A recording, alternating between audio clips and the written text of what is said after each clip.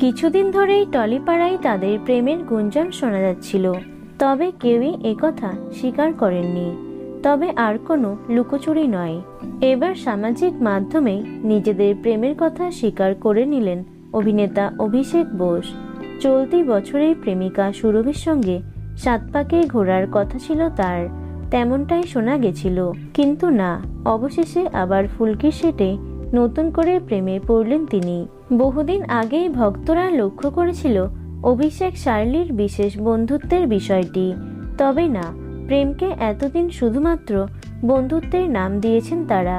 এবার সরাসরি শার্লির সঙ্গে প্রেমের সম্পর্কে শিলমোহর দিলেন তিনি।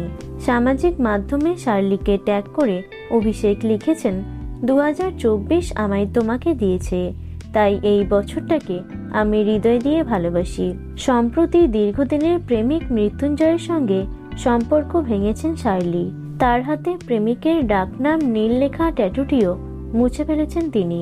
এতদিন অস্বীকার করলেও শেষমেশ অভিষেক স্বীকার করলেন তাদের প্রেমের কথা। যদিও শার্লি এখনো কোনো মন্তব্য করেননি, তবে শোনা যাচ্ছে শুটিংয়ের ফাঁকে অনেকটা সময় নাকি একসঙ্গেই কাটান অভিষেক শার্লি।